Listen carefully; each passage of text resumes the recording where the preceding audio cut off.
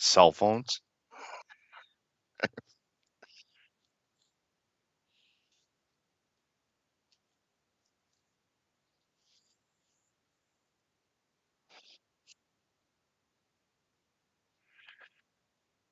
Oh my god.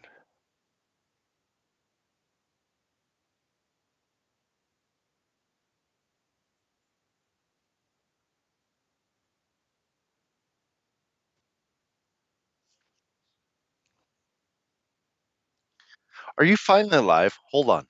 Are you live? We're live on Lords of Pain. Sorry. I didn't mean to bring the train to a stop, but I just had to cuz that's our show.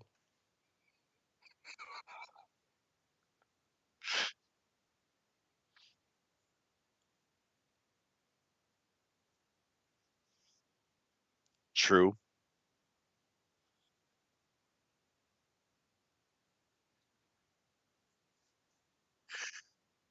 I am so happy that you say that because I felt like I was the only person on the planet that enjoyed those 2 movies.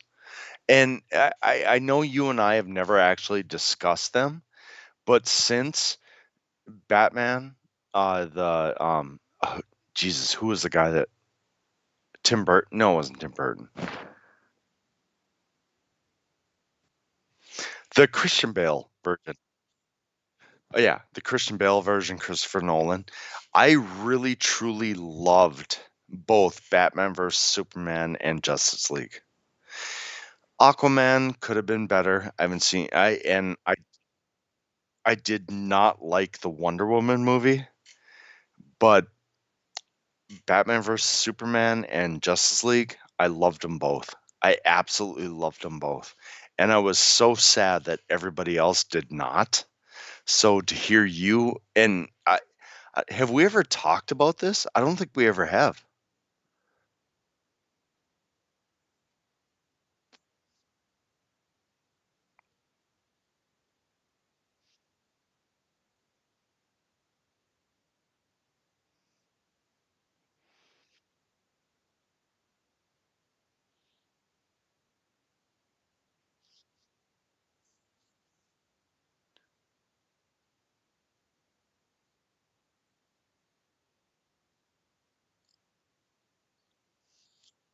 Fair enough.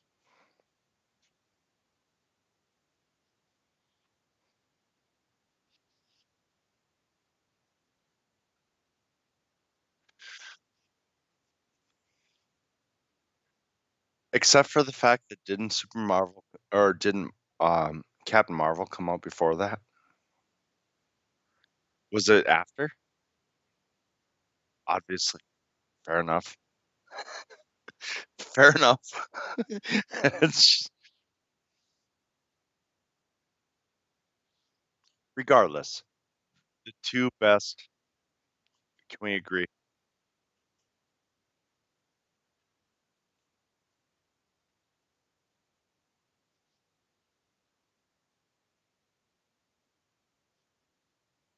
Fair enough.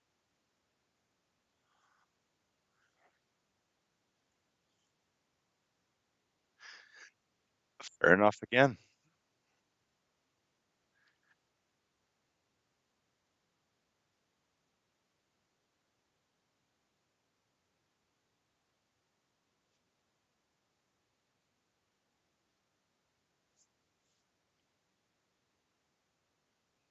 And I saw the original cut.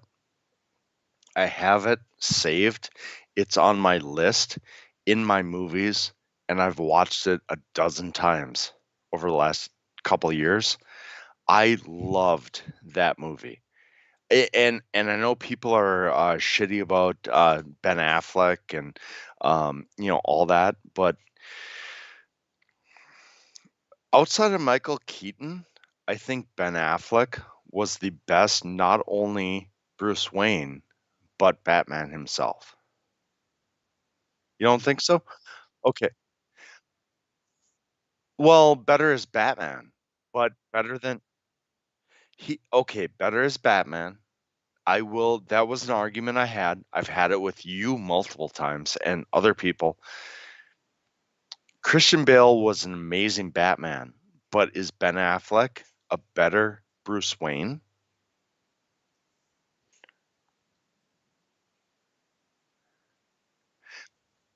Like, if you could have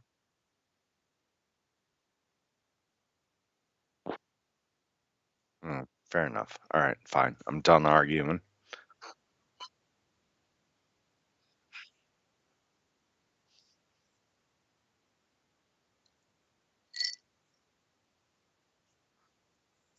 No, it's Mark Hamill. Yeah, it's Mark Hamill.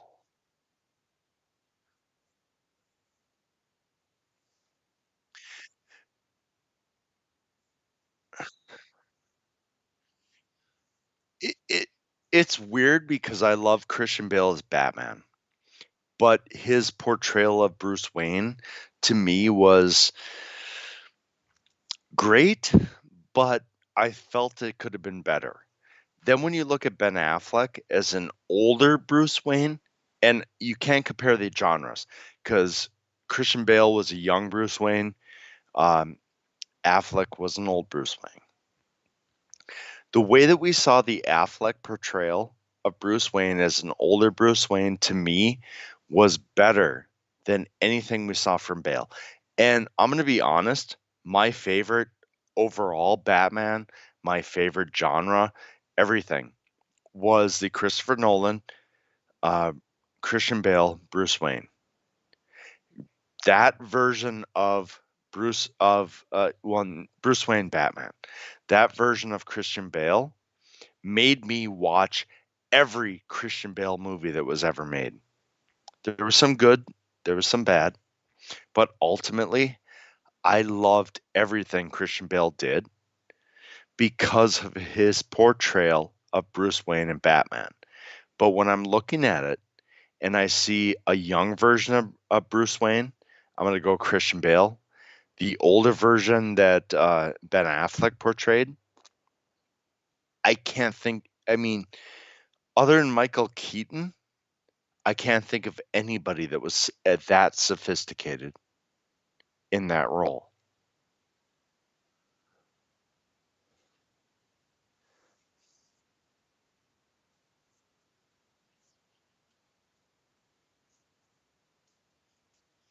Right.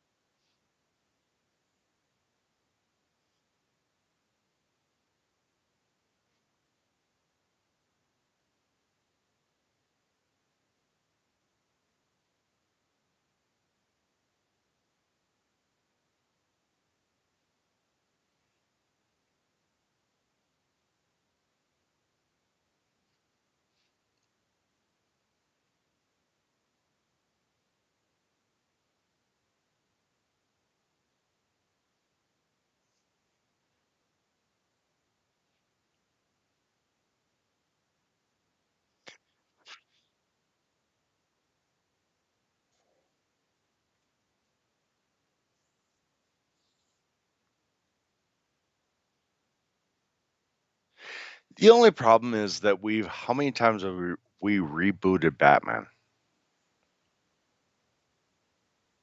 No, I'm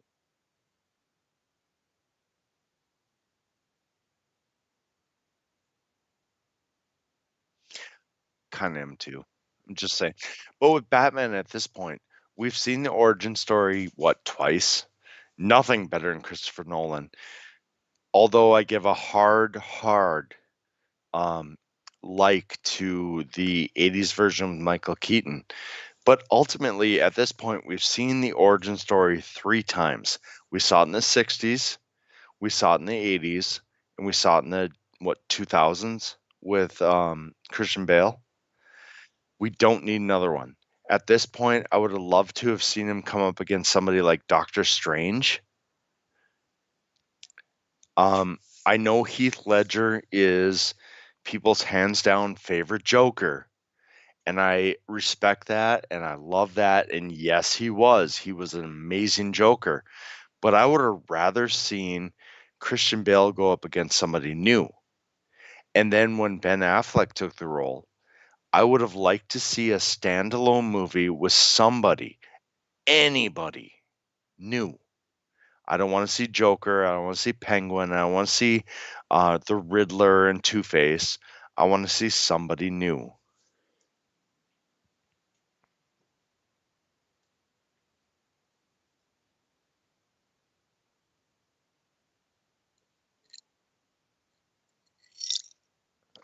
That would have been awesome, especially after we saw it from Gotham. I'm sorry, I didn't mean to cut you off, but yeah,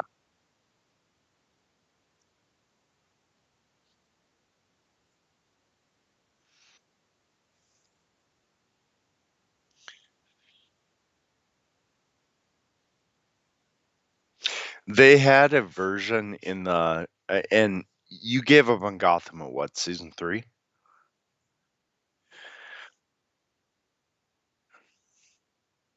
Yeah, I kind of didn't I talk you back into it though? Oh my god. Okay, season 5 sucked.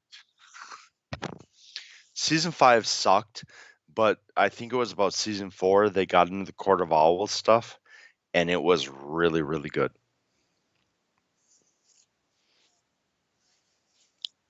And that's fine that you're done with that's fine that you're done with it because I've been off it for like a year now, so but regardless.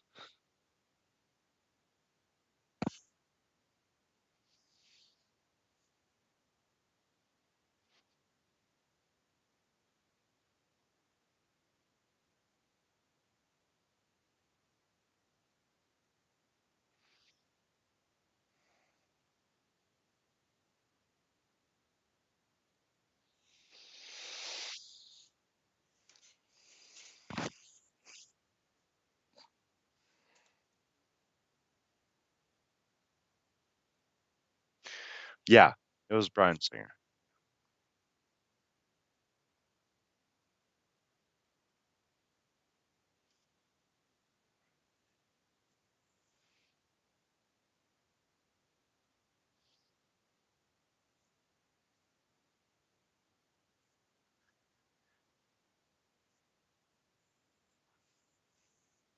You know what really pisses me off about that is Joss Whedon, one of my favorite directors of all time.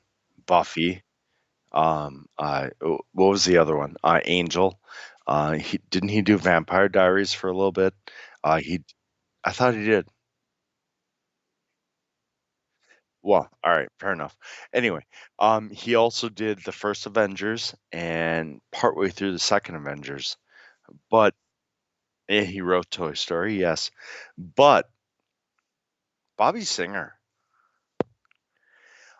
I seriously just got was it Brian? All right. Damn it. I thought Bobby Singer wrote Supernatural. Wasn't he the Yeah, but Bobby Singer wasn't it Bobby or was it Brian? I don't know. Anyway, somebody named Singer wrote Supernatural. And we have to talk about that tonight because I just finally finished it and I have issues.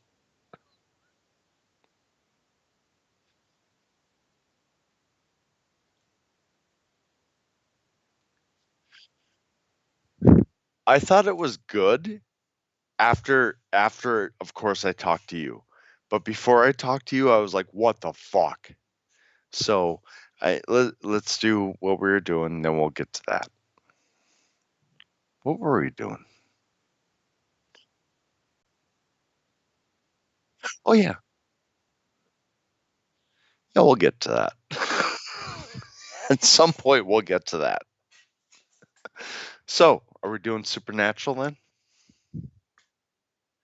Well, spoiler alert, anyone that's has not seen it, shut it off now. Um, okay, good. I thought I was right there, but I didn't want to. Yeah. Anyway, um, give me your thoughts on the final episode. I just give the spoiler alert, so you're fair game.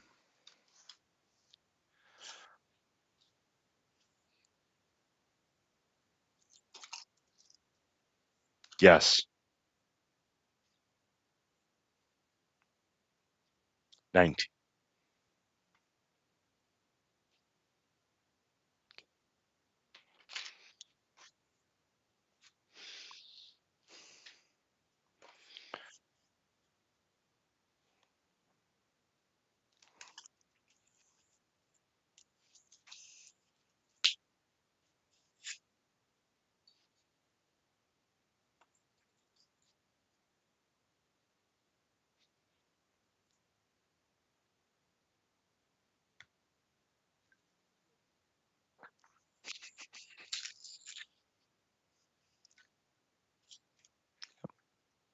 Right?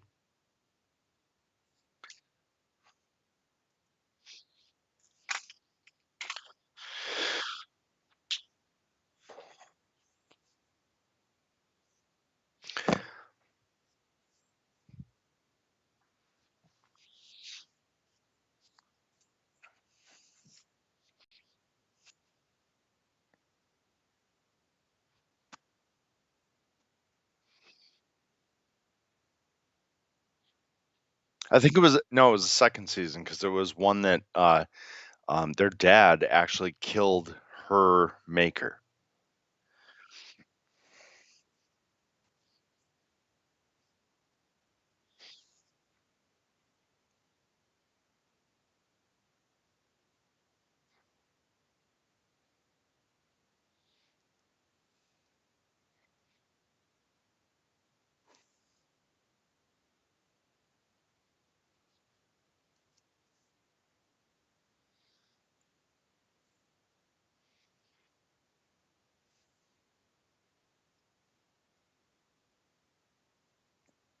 Yes, but sucks.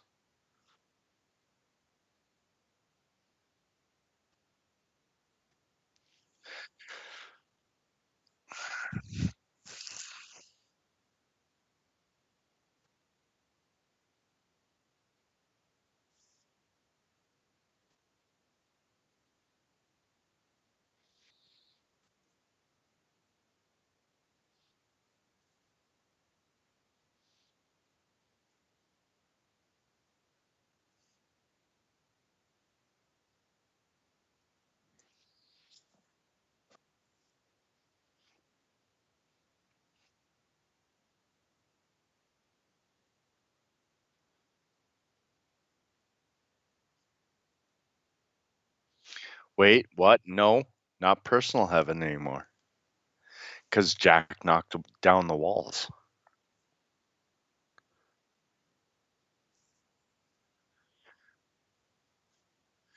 Well, the way. Okay, sorry. Go ahead. Sorry. My bad.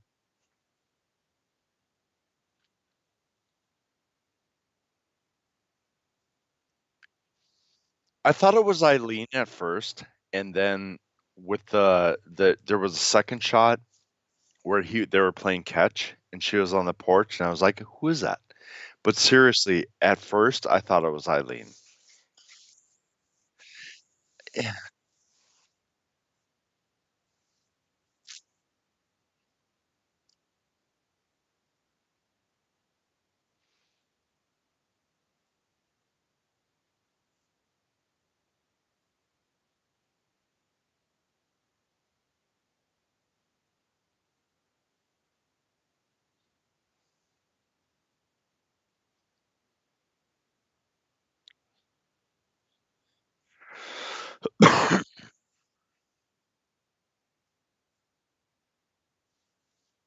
Mhm.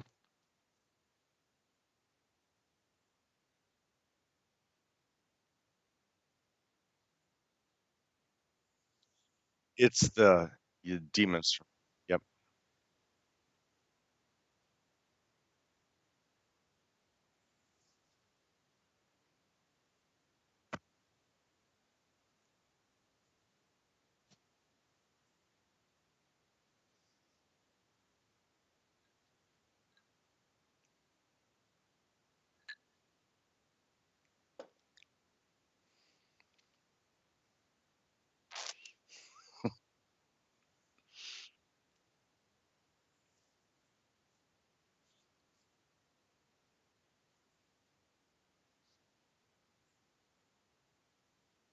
Yep.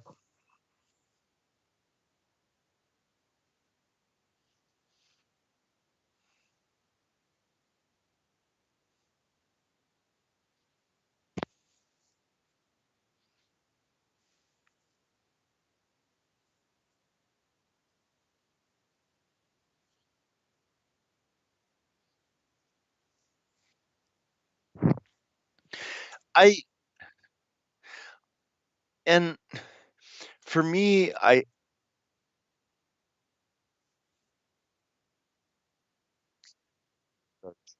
yes, very true.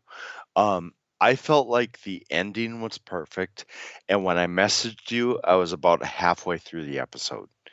I was so annoyed that Dean got defeated by vampire number 19.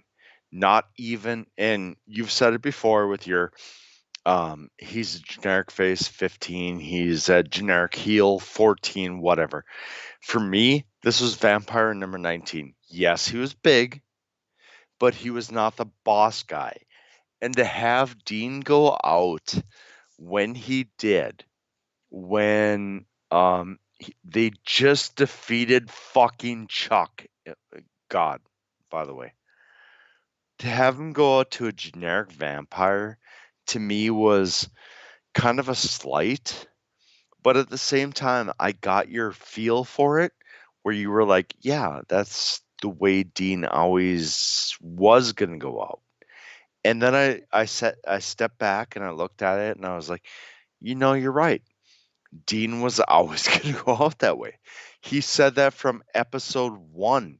He was going to die in a hunt. So for him to die that way and a random vampire and still multiple times, right, multiple times. But to be honest, it was for me it was like episode 19 should have been the end. I like the fact that episode 20 went a little more in depth with what Jack did when he opened up heaven and he made it this just paradise for everybody where they can see Bobby, he can see Rufus, he can see the his parents, he can see Eileen, he can see Donna and everybody. That was great, and what Jack did was great, and the fact that we saw the two brothers unite, and the fact that we saw Sammy have a great life. But seriously, episode 19 should have been the end.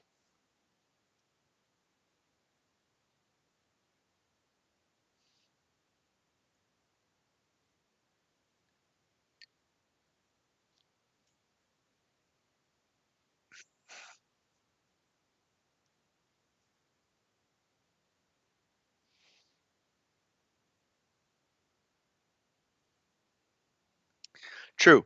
And like I said, we saw this coming from season 1. He how many times did he say it throughout the years that he was going to die on a hunt? He was going to die on a hunt. It felt so anticlimactic though. The fact that he beat fucking God and then died to vampire number 19. Granted, okay, I'm going to say vampire number 4 because vampire number 4 is a little bigger. He's a big boy, but still,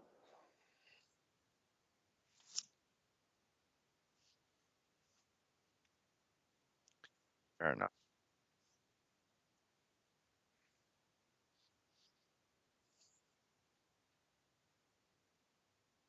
True.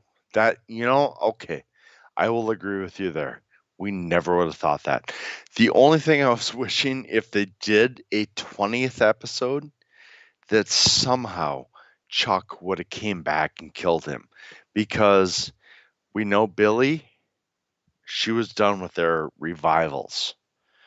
And granted, we didn't know the other chick, but whoever comes next, maybe they were done with their revivals too. So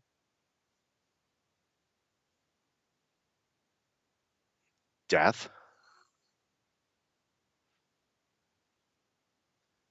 Are they all dead? Oh, wow, I missed that. I totally missed that because I was more focused on the fact that he said, now that Billy's dead, this is the next Reaper in line.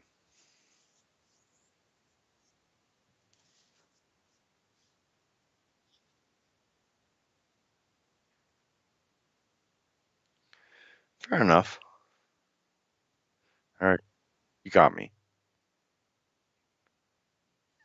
Anyway, so now that we're 44 minutes in, let's talk wrestling. A final battle. What'd you think?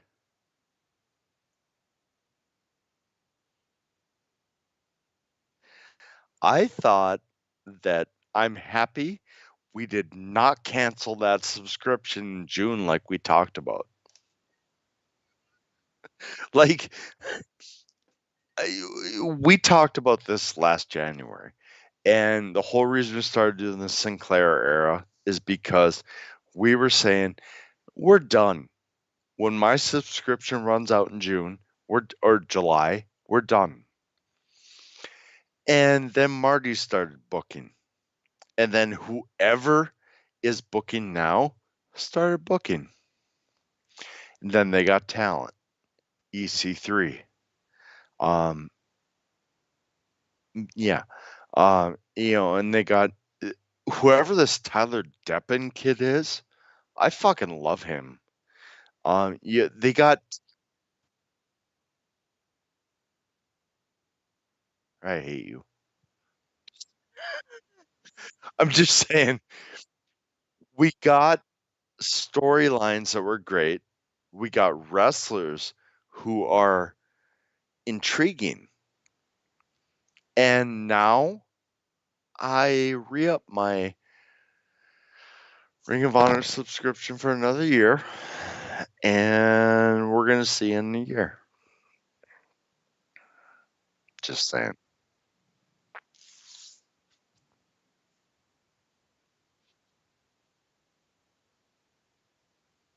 It was bad.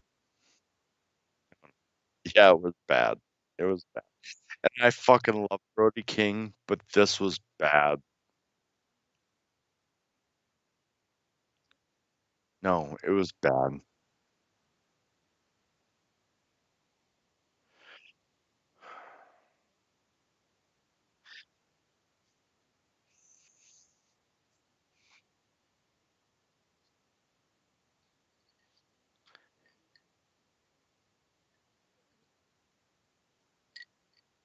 Wait, it is? It totally is. You use it for this show, we're going to declare it a word. Fuck words with friends. It's a word. Now it's a word.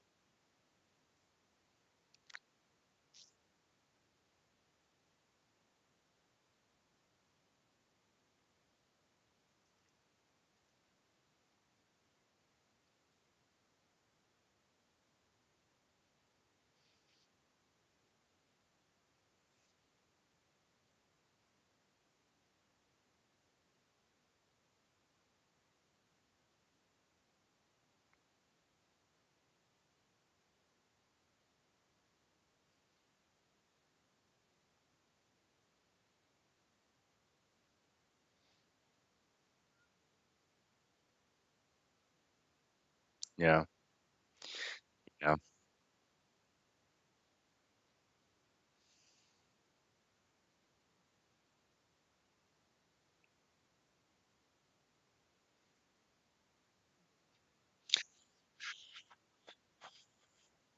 Well, the thing that I don't like is that they are doing this Jonathan Gresham thing versus the lifeblood thing last year. It's like they're kind of resetting. Does that make sense?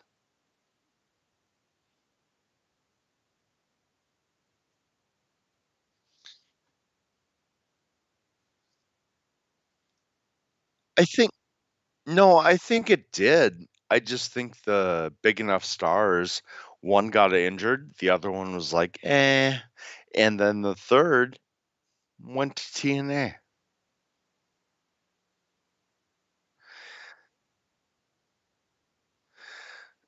Juice Robinson, David Finlay? Yes. Not Ring of Honor star.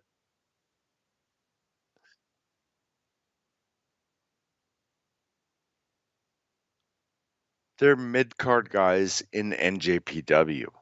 In Ring of Honor, those are hardcore main eventers. They weren't, but Juice Robinson could have been. Like, I would have seriously thought Juice Robinson as a main eventer. If he had come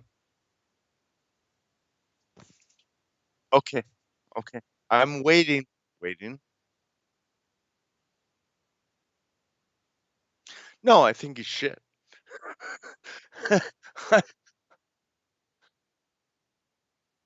No, I seriously, I still think he's shit. I'm just saying. Are okay, okay. Let's back this track up a bit. Okada versus Adam Cole. Who? Who? Okada versus Adam Cole. Who you taking? Oh my! Yeah, I was gonna say you motherfucker. Okay, Kyle O'Reilly versus Naito.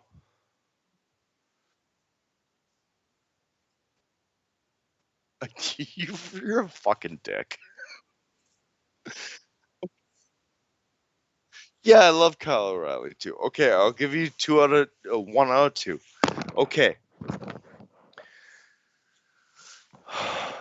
Uh, who the fuck is the douchebag with the air guitar? Why can't I think of his name right now? That's the one. Kevin Owens versus Hiroshi Tanahashi.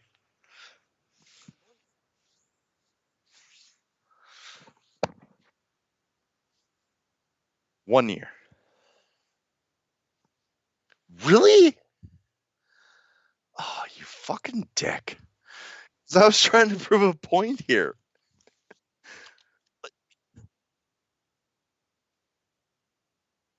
That's fair enough. All right, Finn Balor versus AJ Styles. That is Prime.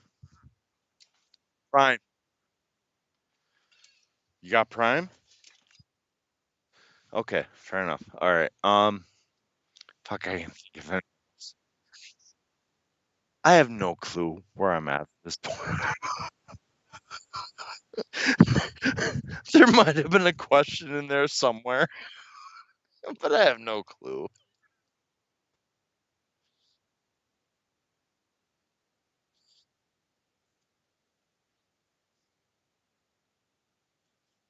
All right, fair enough.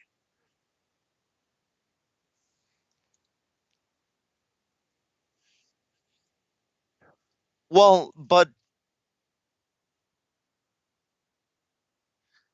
and and I think that's my point. Is because if Juice and David Finlay, well, David Finlay got hurt, so it was a whole different thing.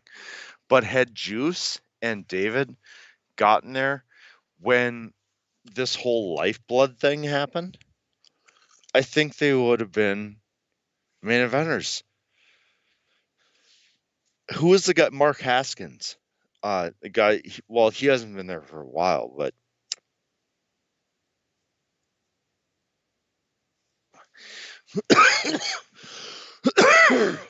but he even made it as a main eventer. So it just to me the foundation. Well, Mark Haskins.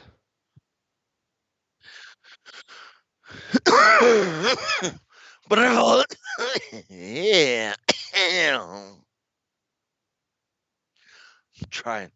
Oh, by the way, Tonight is the last night I'm smoking. I made a promise to my children, that I am done on Christmas Day. It's my children. Promise holds. It's my kids.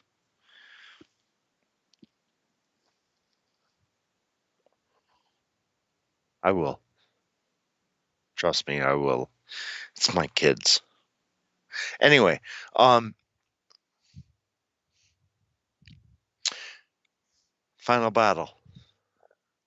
Is that where we're at?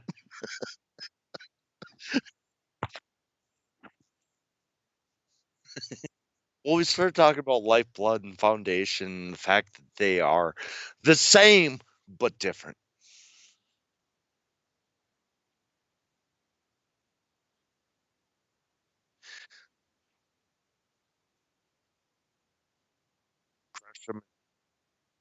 Well, Kenny King is still,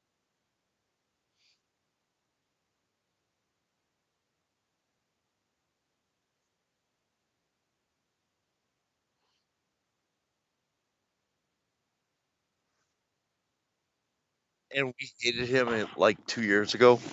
We thought he was shit. Fair enough. But hold up, I gotta back up. Kenny King, I didn't know he was part of that. Los Ignorables. Los Facción Ignorables.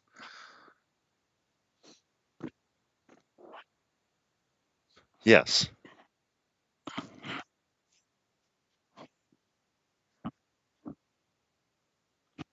Mark Haskins. Yep. Yes.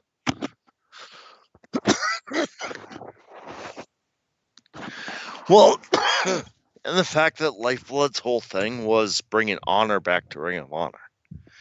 That's why it angered me so much when Juice Robinson, Dave Finley, and what's her name, Danielle. Yeah, when she left, they just gave up on that, and then Bandito went in a 3-man with Mexi Cool, and Tracy Williams was on his own, and Mark Haskins was on his own. It just felt wrong. So the fact that they're back, and Tracy Williams, I hate his nickname Hot Sauce, but I love him as a wrestler. He is one of the most talented people I've seen in a long time.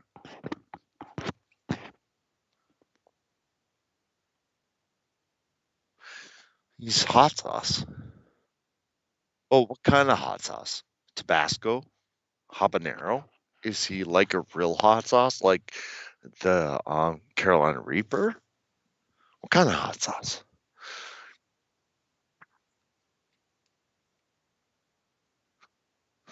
Special?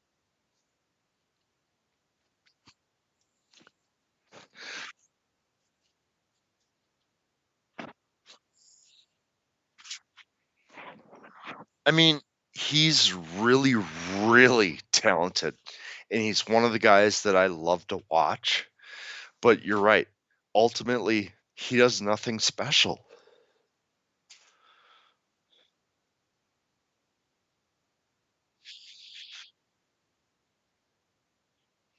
One thing they said that really kind of during the Pure Championship match is that nobody has done the 3 rope break until Jonathan Gresham was the champ.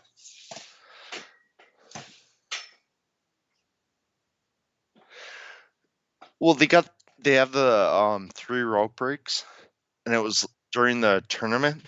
It was like a 1 1/4 average.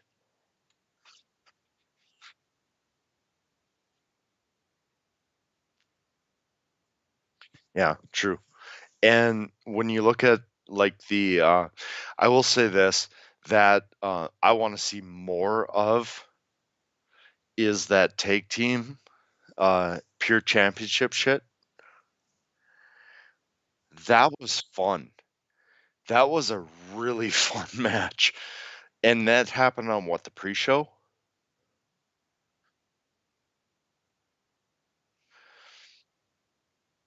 That should have been on the main card. That It should have been, because that I to me, on the night, it was 4.5 hours. That was the second best match of the night. I love the rules. I love the way they broke it down. I love the fact that Yehai tried to tag in Jimmy Yuta and couldn't because it was under the first rope. There was so much about that match that I loved that I just really wish that was part of the main event, part of the main show.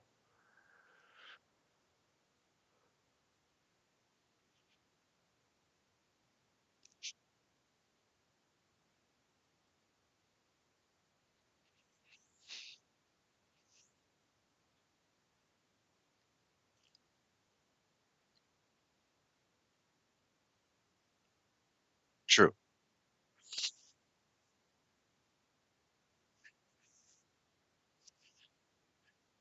You had mentioned though that you saw your favorite match of the year on this show. Yeah, you did.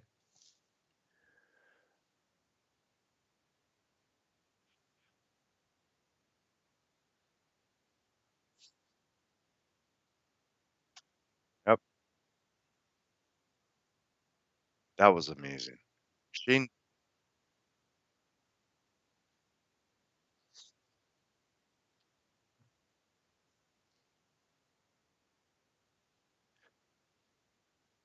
I I grew so much respect. Like I was gonna say this tonight too, and I thought about saying it earlier, but I was holding it for tonight.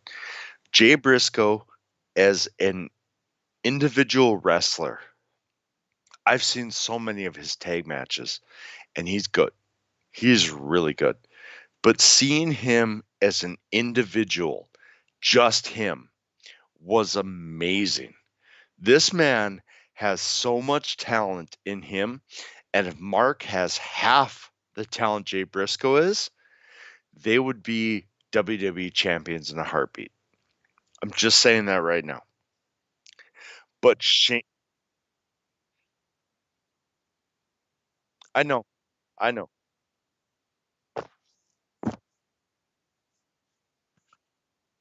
But to be honest, we started this in 2014. When has he had a single run? Never. But we started in 2014. Exactly. But I'm watching Shane Taylor against Jay Briscoe, and I'm watching Jay Briscoe going, that's the Ric Flair of Ring of Honor. And Shane Taylor look better. I have not been a Shane Taylor fan. I know you're huge on his bandwagon. I know I was a big fan when it was with Keith Lee and all that shit.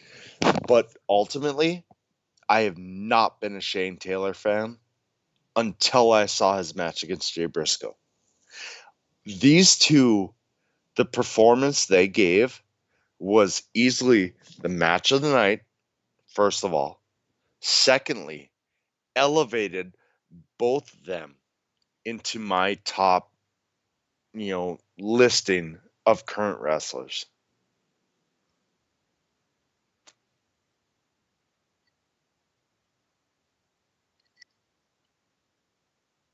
Yes.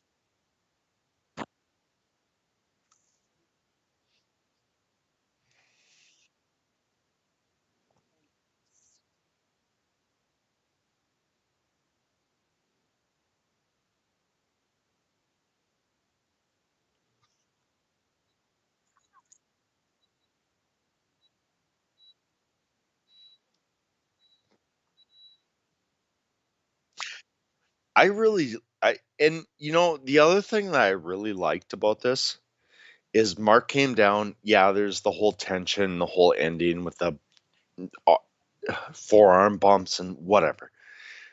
But SOS stayed in their corner. They did not get involved. That was one of the few things that we don't see in wrestling anymore. There is always the heel, their faction, they get involved. The fact that Shane Taylor went out and did his shit and SOS stayed in the corner like they were supposed to the whole match. That was one thing that I really, really loved.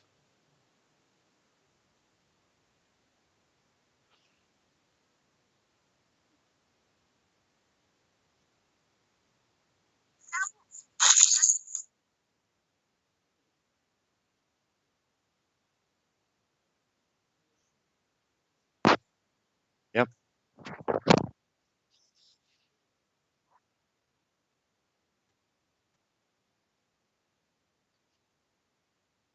Yes. Hmm. And he did it with Briscoe tonight. And he did Briscoe with this night.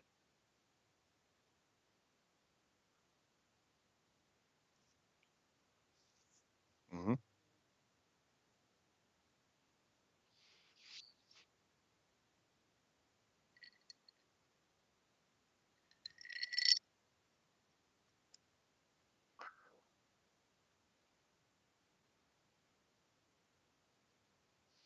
That's And the fact that he actually said, I promised these guys they would win this. And we are not going to win this way. We're going to defeat people. I I became such a fan of Shane Taylor. And, I mean, you've been praising him for damn near a year at this point. And I've been kind of, I don't get it. I became such a fan of Shane Taylor at this point in this pay per view. His promo before the show started, his interaction with Jay Briscoe, then his match with Jay Briscoe. I'm a huge Shane Taylor fan at this point. It's-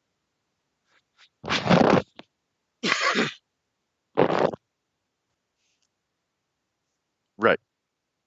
I mean,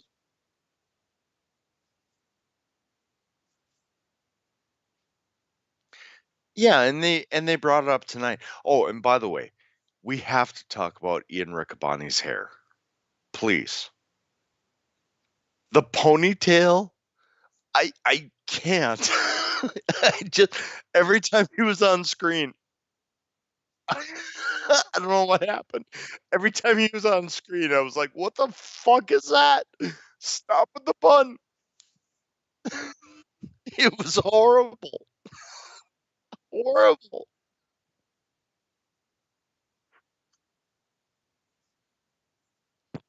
It was Ian, get a haircut. Seriously, you can't pull off long hair. Sorry. I, and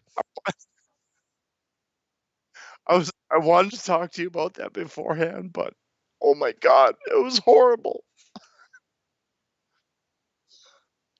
But, so much other greatness happened. And we talked about it, what, a week and a half ago about Bennett turning on Taven. Told you it wasn't going to happen.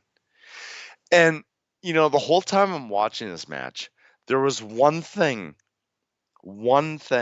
that kept running through my mind that I hate about wrestling turns. Why? And it didn't happen.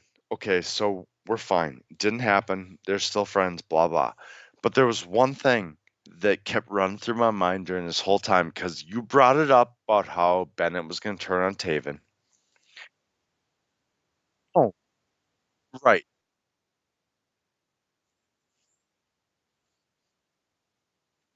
I have a hard time with Taven being a face.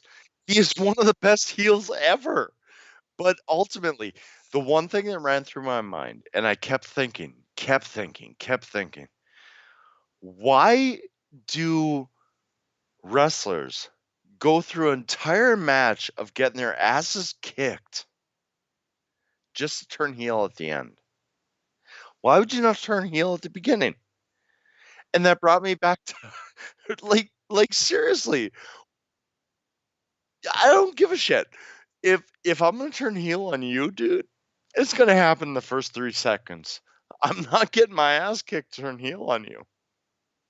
Just saying. The last time I actually remember the face turning heel was Flair versus Sting, when it was just drama and everything, and Arn Anderson, Brian Pillman, blah blah, and Sting got his ass kicked, and Flair got the hot tag, and then turned around and punched him. When was the last time you saw something like that?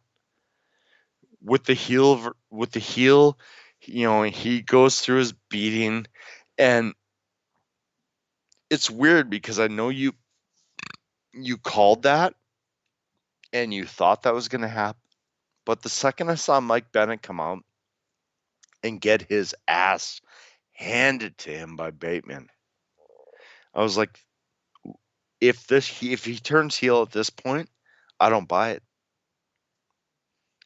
I can't imagine anyone in real life getting their ass kicked, then turning heel.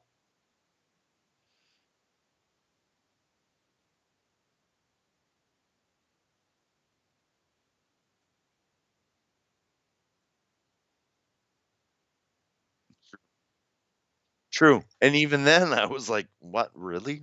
Why that happen? Right, exactly.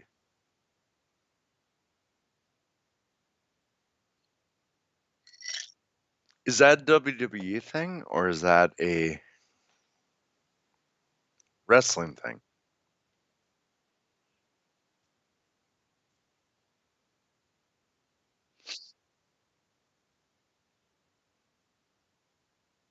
Anyway, you say Dusty booking at the time, that's an 80s thing. It's it, I hope it never happens again because it's one of those things that is so unbelievable. Why would you go in and get your ass kicked if you're just going to turn heel anyway? If you're going to turn on your partner?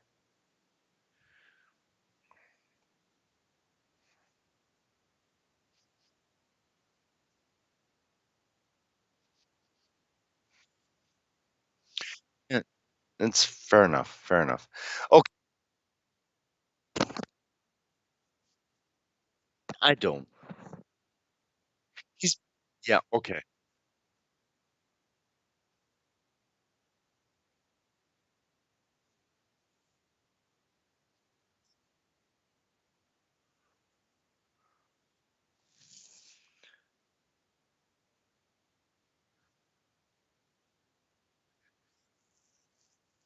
It does, but at the same time, the switch made it more.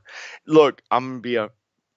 There's two people in wrestling right now that should never be a face.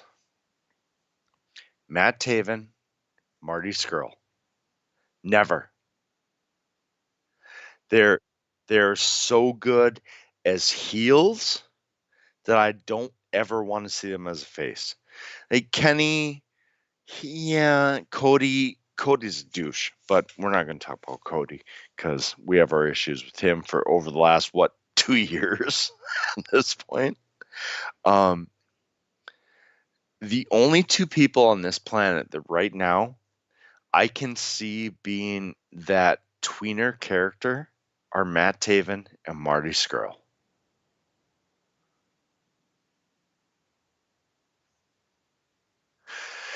I said tweener. Yeah, after I said face. We're ignoring that part. Yeah, we're gonna talk about the part where I said tweener. Anyway, this card, this card here, the only match, and it's weird because what, a year ago We were like, we're canceling this shit. We're never talking about this anymore. We're going to do the Sinclair of Honor now because we're canceling.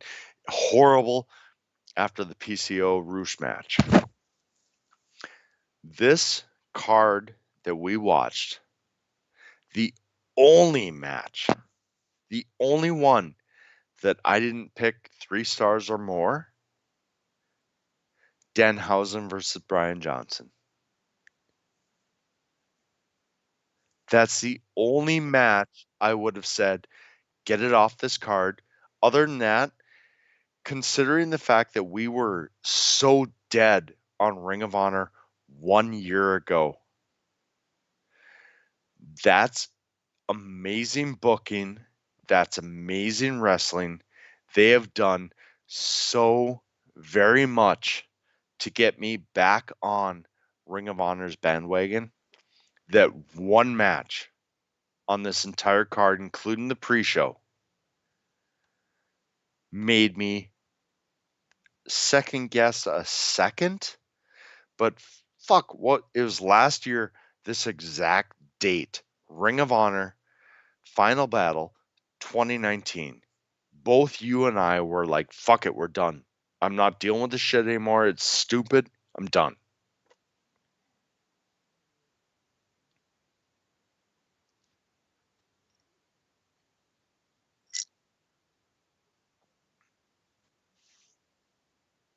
Right,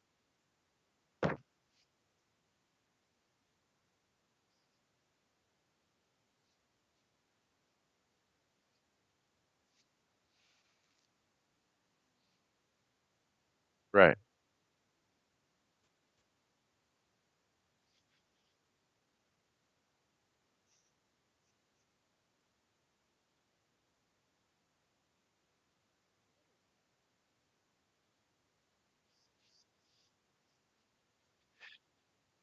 And the fact that Brian Johnson is becoming one of my favorites just because he is this legit guy.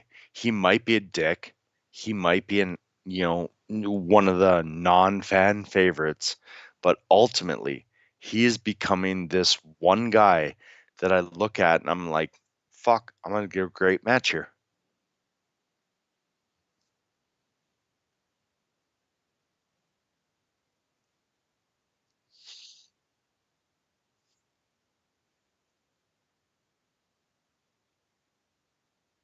Right.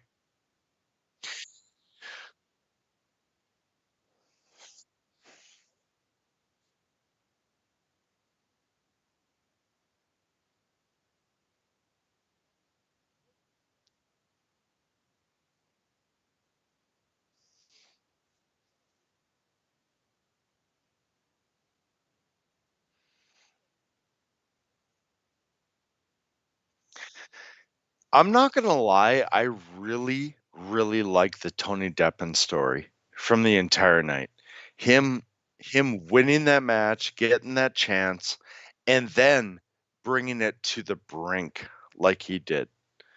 Tony Deppen is one of those guys that he may not be his promo after that number one contenders match, I was off him, but his performance during it and then against Dragon Lee, it was like if he can get his promos down and stop screaming into the mic like an 80s wrestler, I really like this guy. I felt like he was crisp. I felt like he was on point. I felt like he told great stories through both matches. His promo slacked.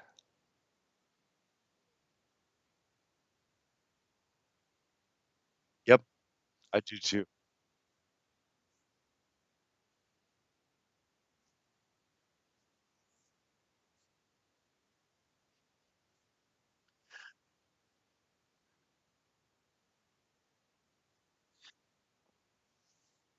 If Silas Young, if I have to go Ring of Honor,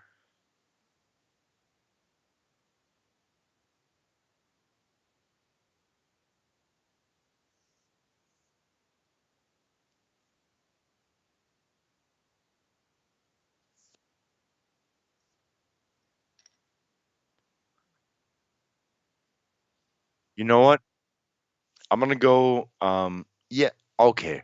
Didn't look like a wrestler, but Tony DeP he looks like a wrestler. So I'm gonna go more of a Seth Rollins, the third guy that we never thought was gonna do his shit, the guy we all forgot about, the guy that we thought was, no, yeah, it's true. I didn't.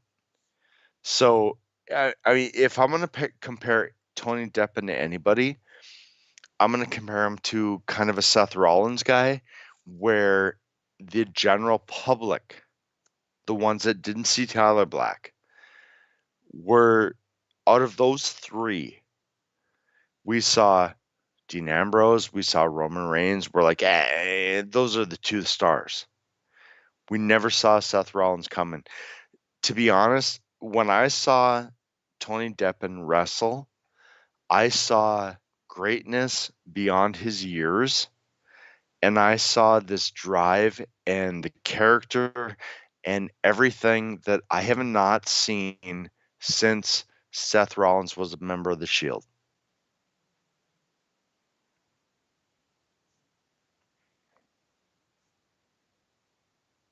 Yeah, I haven't liked I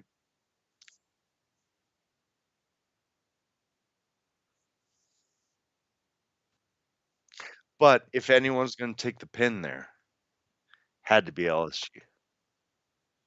Yeah, it couldn't be Josh Woods, it couldn't be no, no. It had to be LSG. So, I was okay with that. I just it's like Tony Deppen is one of these guys, and, I've said that about other schlubs throughout the years, but right now, Tony Deppen is one of those guys where I'm thinking a name change, a major promotion, this kid's gonna be great, great in a few years.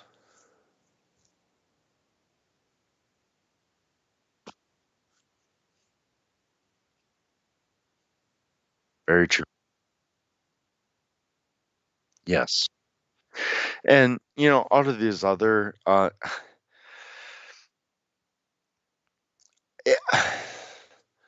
I really like the way Flip Gordon has gone in his mercenary gimmick. I know that, Marty is gone and they're trying to get away, but did you notice during the, music, there was a little Marty Skrull feel to that? You didn't. Make sure you listen to that again, because that, mercenary music had a little Marty feel to it, but regardless, um, I think Flip Gordon is one of those guys that needs a championship run and has deserved it. Tony Deppen, in the way that he performed, is a superstar on the uprise.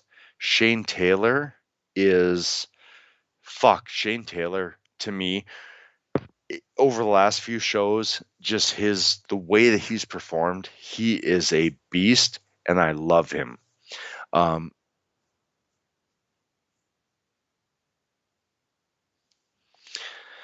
it's gonna have to be the television title at this point.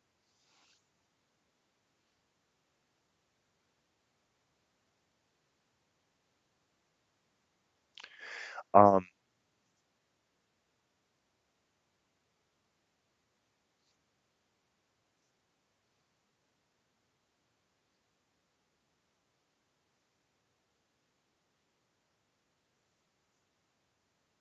that's a good point. That's a good,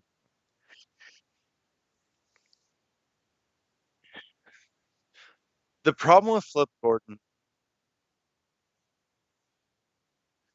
it to be honest, that was my favorite match of the night.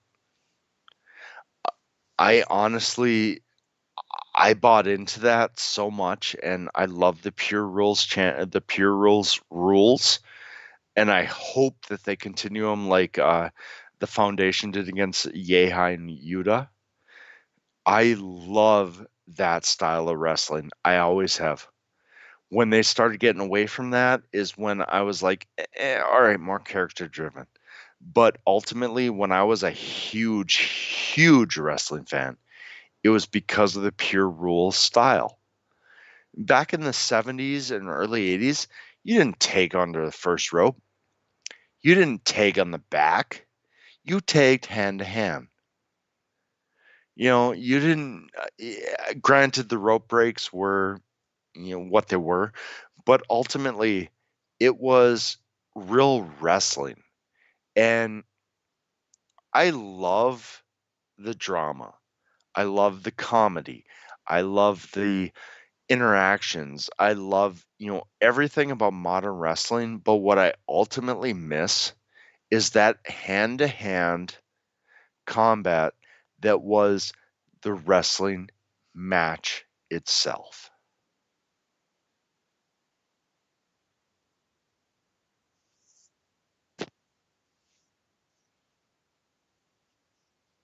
Hmm. Well, and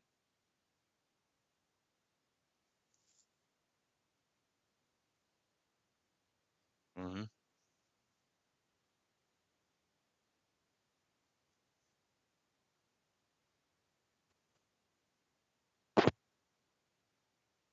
right. And it's not just that. Like, I loved the wrestling back in the day when it wasn't about who was the best on the mic, who was the best on who was the best backstage promo. And I blame one of my favorites of all time, Ric Flair, for that. Because as good as Ric Flair was he really that good, or was he just the crowd favorite that was great on the mic that made him that good? Same thing with Dusty Rhodes. Same thing with Hulk Hogan. You know, it, it, you look at so many great wrestlers throughout the years, like William Regal, that never made it to the top like he should have. Shane Helms, another guy, who is Mortis. Can't think of his name.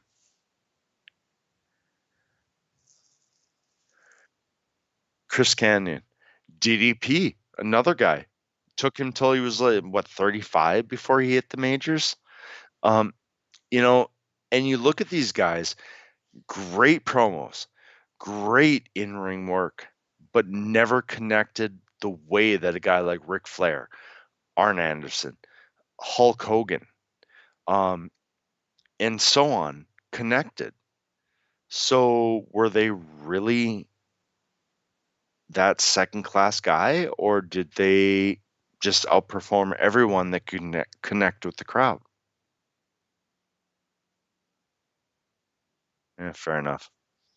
That's fair enough.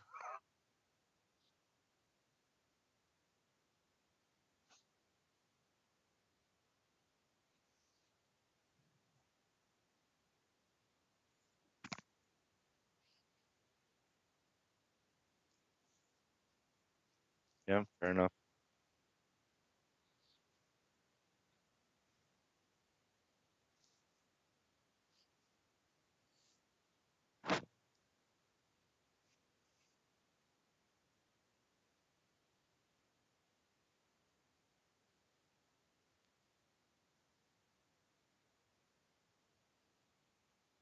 Hmm.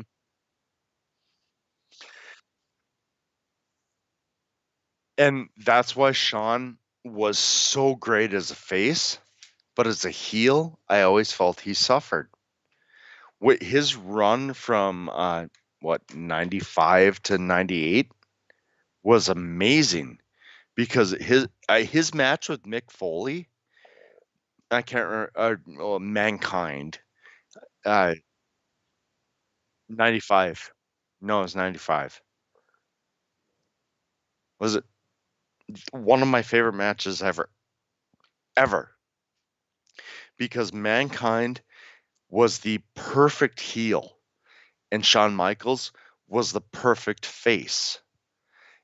And when you look back at Shawn Michaels' career, My favorite times with him was that before DX run, after he turned face against Bret Hart, when he wasn't supposed to, but that Iron Man match, and then when he came back after Jericho turned on him.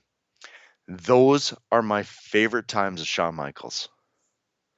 I just felt like he was so much better as a face. Really? Oh, it's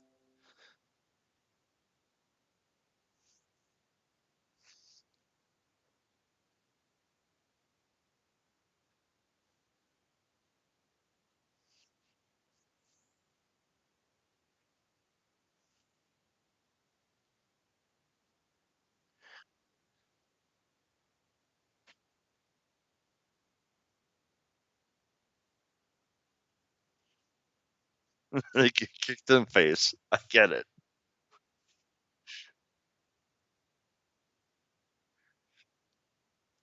See, and it just the way he sold. It's a lot like Dolph Ziggler. Ziggler is, to me, one of the greatest sellers of all time. Like, I know Dolph Ziggler is not going to go down as anybody's favorite ever. But ultimately, when you look at selling, I don't know if there's anybody better ever. He makes every kick, every punch, every fucking eye poke look like it was a devastating move that was going to kill him. I honestly, can you? Oh, yeah, absolutely.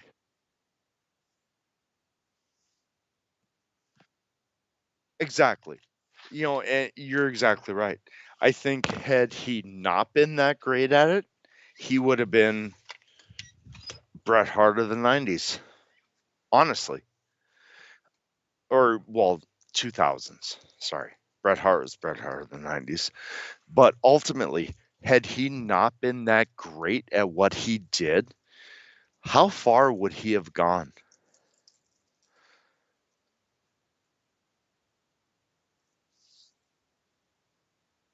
5-star matches. Yeah.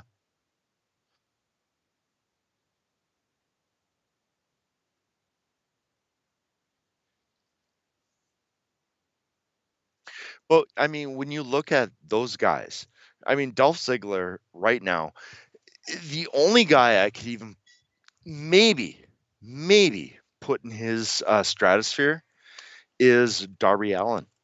Darby Allen is amazing at selling. Amazing.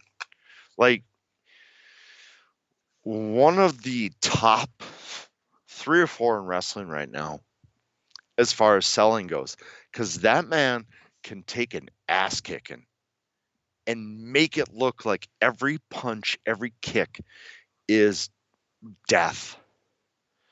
The last person I ever saw do that was Dolph Ziggler. And Dolph Ziggler to me, well, and before that was Shawn Michaels. And before that was Randy Savage. You look at some of the 80s Randy Savage matches, even the biggest schlup on the planet would punch him and he would go down like it was a shotgun. You know, there's very few wrestlers that can pull that off. Very few.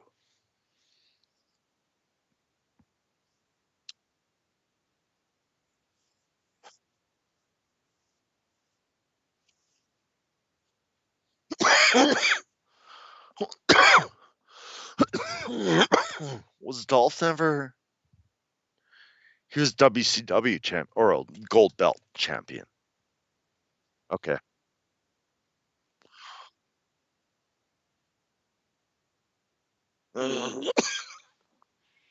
Hurts my heart.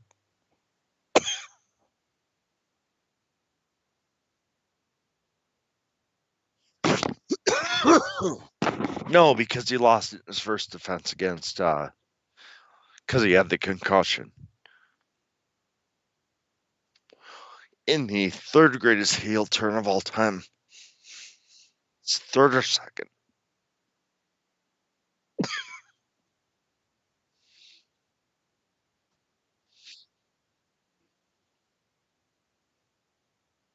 Bret Hart, Stone Cold. Oh. Yeah, that was a great heel turn. What was it? The one right before that we debated? Oh, MJF and his heel turn. It was like, and then Dakota Kai turned heel next week. One of the best I've ever seen. God, I'd have to say Dakota Kai a second. I really would, because her heel turn was the ultimate fucking heel turn. Turning on her friend, beating her ass down in a cage to turn it onto a 2-on-4. Oh, that was amazing. Right? Oh, that was fucking amazing. That might be I mean, when you look at classic wrestling, Stone Cold versus Bret Hart, by far the number one. But when you look at a heel turn, I don't know if there's any better than Dakota Kai. Can you think of a better one than that as a classic heel turn?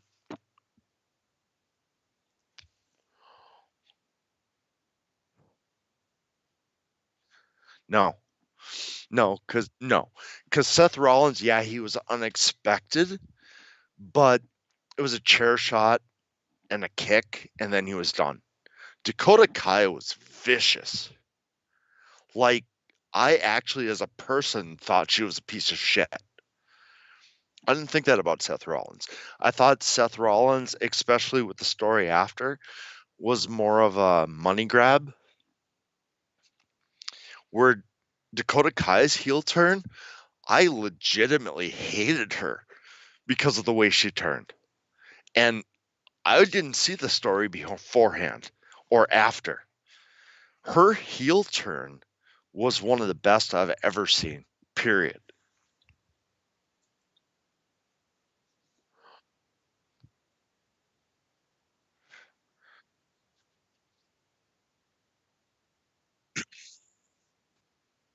Yeah, right, right, right. And Dakota Kai and well, I can't think of her name. Knox,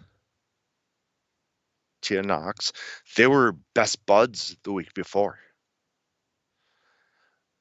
I mean, when you think of classic heel turns, obviously Shawn Michaels, obviously, the Bret Hart, but all of those had stories leading up beforehand. Even Hulk Hogan, with his heel turn, he had the story where he'd gotten suspended, he had been kind of on a dark side. Nothing came out of the blue like Dakota Kai.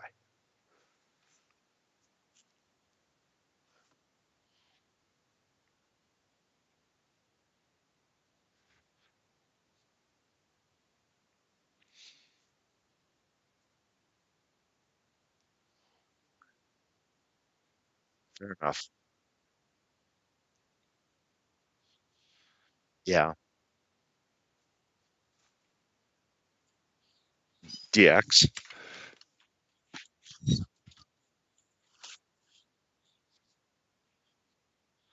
You think that's more than his championship run after he turned on X-Pac?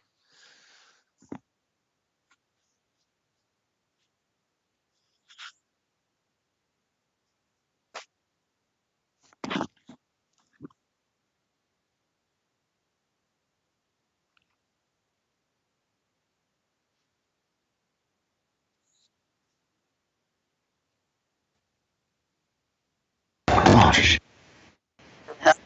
Happening with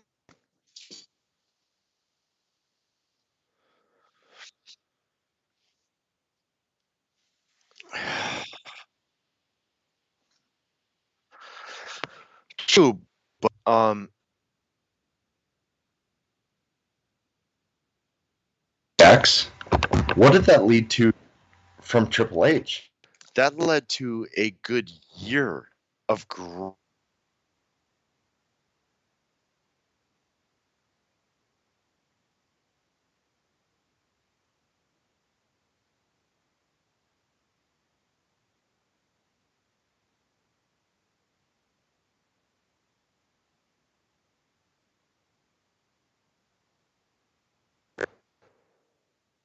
Yeah, I'm here.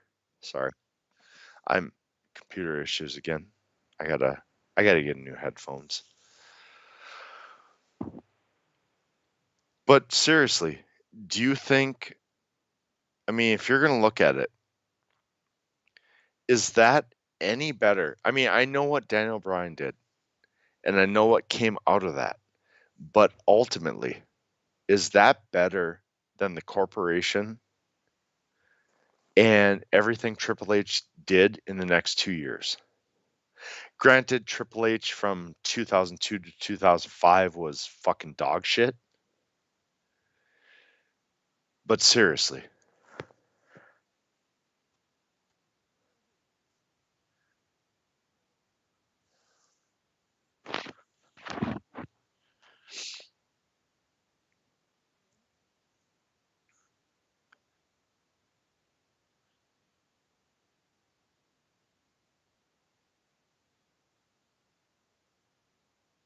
yeah, true,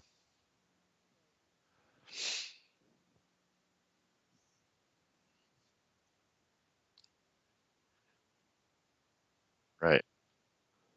Well, and not just a movement, it did.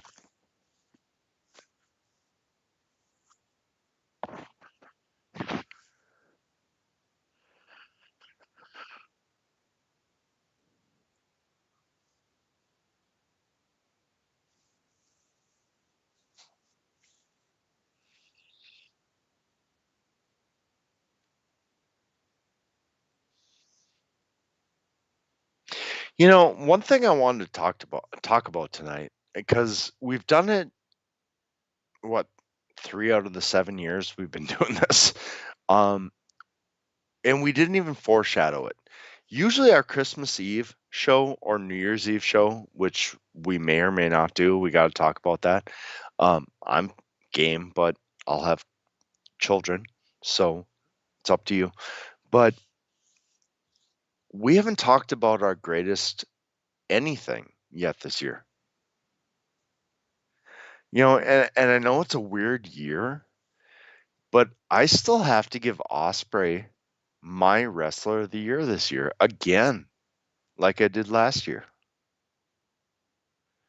I mean, I know we saw a lot of off shows, and Roddy Strong was up there, and Kyle O'Reilly's been up there, and so on. But who's been a better wrestler than Will Ospreay? Everything he did before the pandemic, everything he did after, I mean, his match with B. Priestley, and then everything he has done since he's been back. Like for his heel turn, his formation of a new stable. Who's been better than Will? I mean, I'll give you a week to think on it. We can talk on it next week. But for me, my money is on Will Ospreay.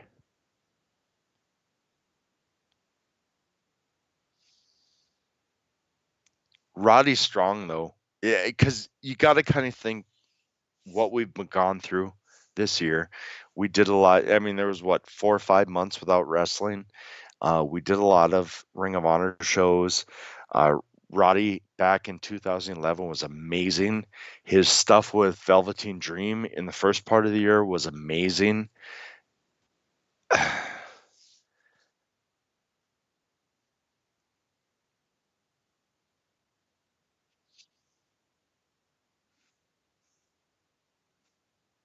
Yes. Yep.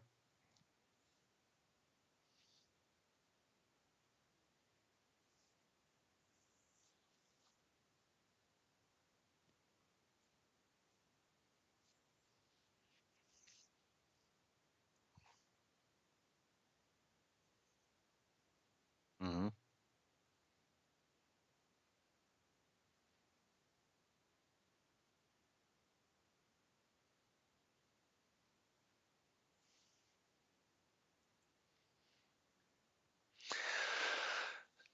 See, I'm with Kenny like I was with Okada and like I was with AJ. Um, they're so great that you expect it. kinda like Michael Jordan was in the '90s. He didn't win MVP every year, even though he was the best player, because he didn't perform a a a higher than what was expected. And when you look at Osprey, yes, there was a lot of expectations, but can you tell me honestly, his year with the beginning of the year, he had 3 five-star matches in a row. Then he had that match against B when nobody was wrestling.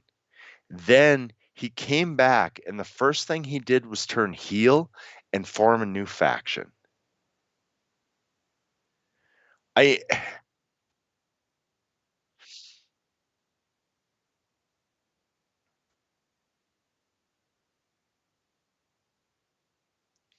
I mean,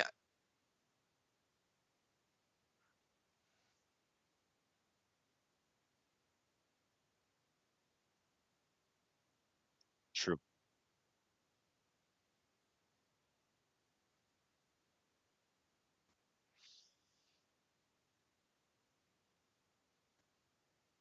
Is Kenny. And yep.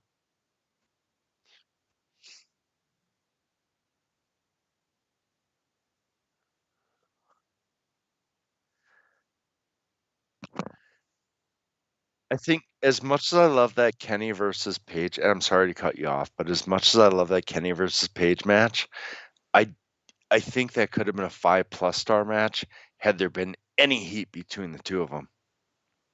It just felt like it was another match. It was great. I loved it. But considering they had their issues, considering everything that was storyline, there was nothing giving that match heat. Um,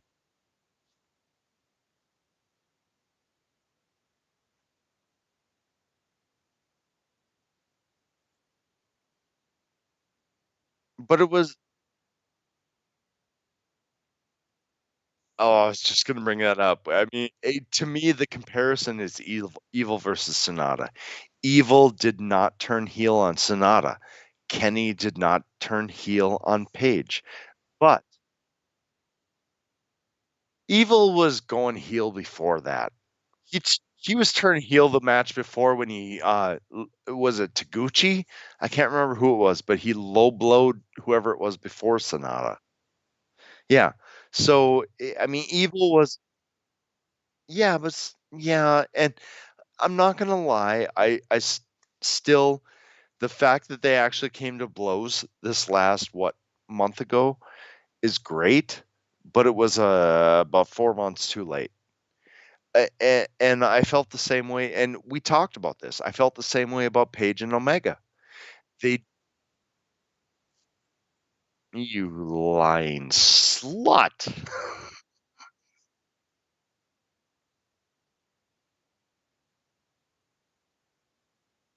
Alright, I think it had to be. At this point, I think it had to be because they lost their tag titles, and Kenny just walked away when they were supposed to be best friends. Fair enough. I mean, you are a slut, but we're not gonna compare it to lying at this point. Can I lie and be a slut? Can I just be a slut? Just right, that's what I was thinking. Fuck.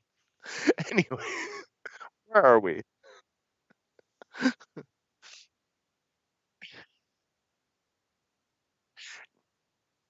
Alright, fine.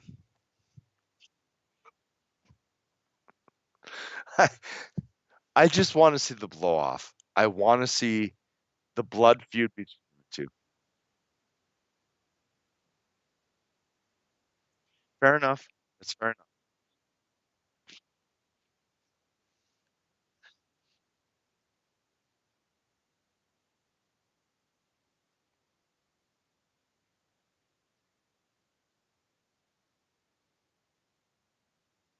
Yep.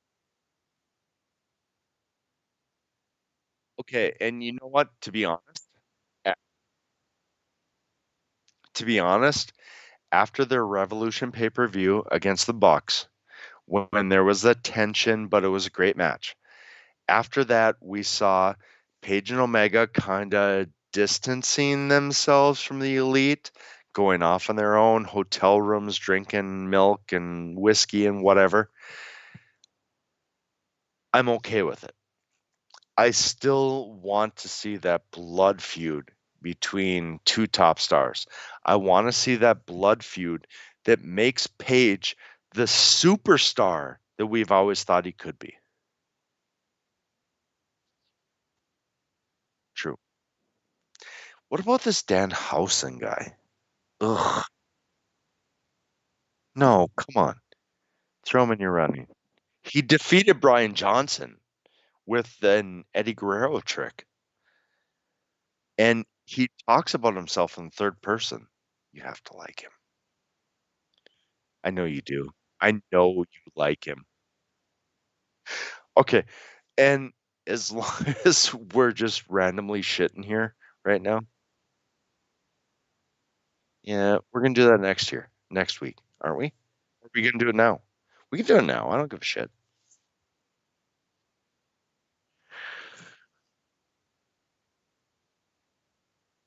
Is there a question? Page Omega versus Young Bucks? I mean, come on. Anything better this year?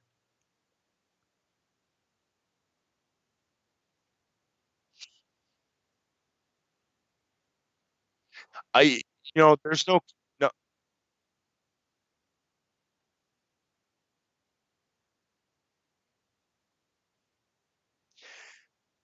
If I had to go singles versus, you know, tag team, obviously, there's no question. The match of the year is Page and Omega versus the Young Bucks. Plain and simple, no question, nothing even close.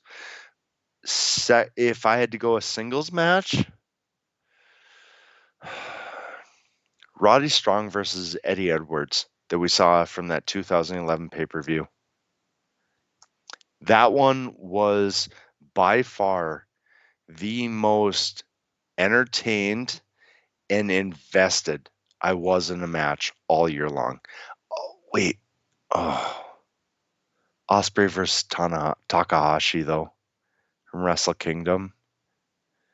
Naito versus White from Wrestle. Oh, damn. I should have thought about this more.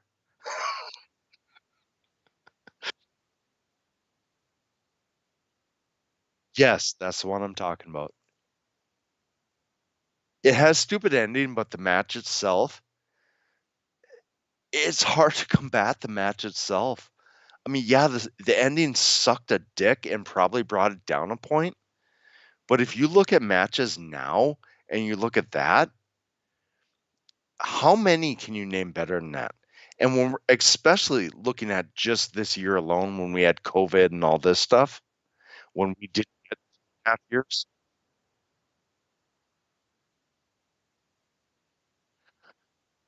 oh, it ended terribly. But we're looking at this year, not every year.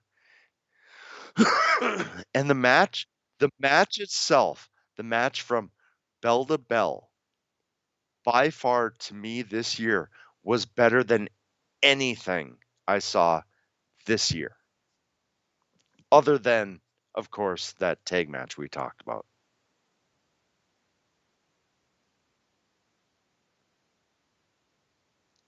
All right, then what's yours? I mean, obviously it's a tag match because we both agree on that, but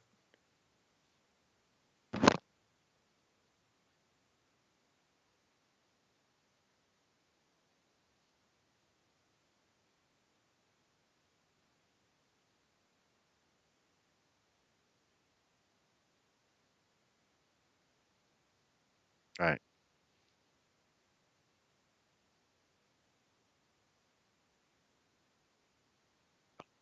Which one though? Night one or night two?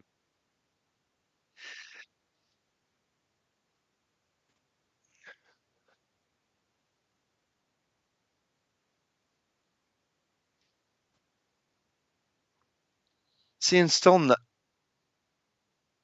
and I said that on the night. I felt like Naito versus White was a better match. I, I get it though. I get it though. So how about we stop this here? Be- Simply because I really want us to put some thought into it. We've already got our match of the year, singles and tag team. We need so many other categories.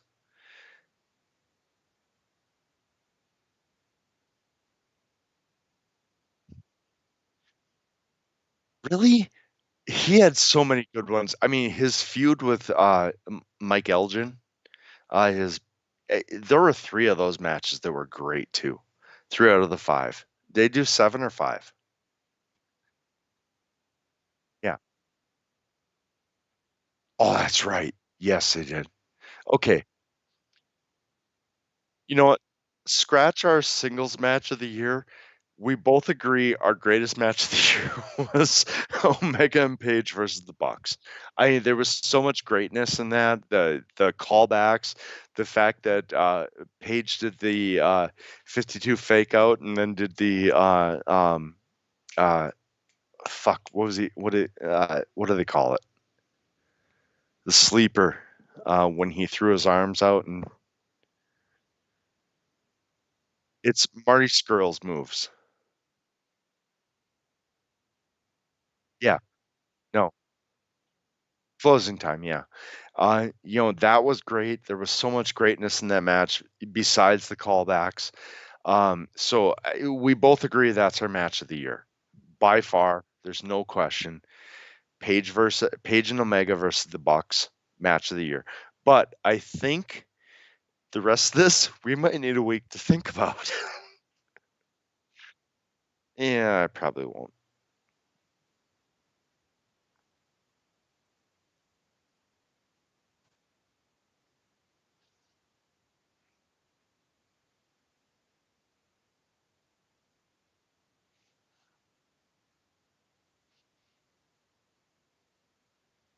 Oh, it was. It might have been. I mean, it's hard to disagree, but we saw some good pay-per-views this year. And I mean, and we talked about this before. Are we gonna include only 2020 stuff, or are we gonna have an asterisk and include everything we saw this year? Because we not only saw that, but we saw some great ECW stuff at the beginning of the year. That's right, we did. Oh my God, AJ. AJ had a great 5, 6 episode run plus his normal run in WWE. He might be right up there with Roddy Strong. Roddy Strong from 2011 to what we watched till. Did we only watch 2011?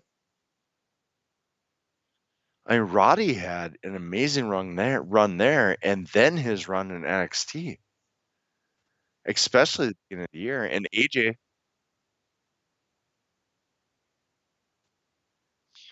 sorry, I kind of forgot about. I wasn't allowed to do that again.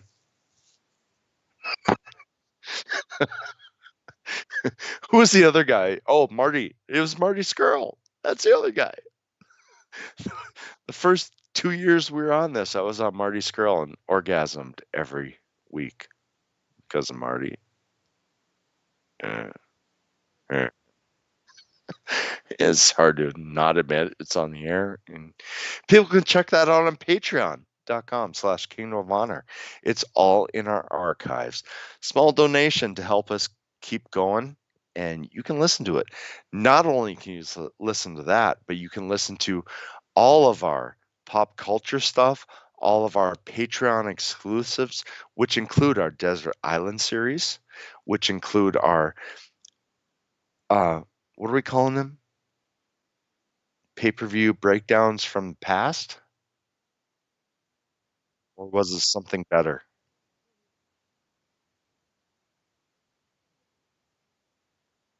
Yeah, I can't either. But regardless, we're gonna bring them back because we are finally getting past our busy seasons. And when we're past them, we're probably going to watch some more wrestling. We're probably going to break down some more wrestling. And it's all going to be on patreon.com/Kingdom of Honor. And be sure to check out my Twitter. I am at Regi Co-op. I hashtag everything KOH when I post it. He is at Zadman LOP. He never posts because he's a douche. And then, and if you're listening on YouTube, be sure you hit that subscribe button, hit the notification bell, ring the notification bell, and do us a favor, hit the like button too. All of it matters. All of it makes us feel good, and all of it will make Shane say this.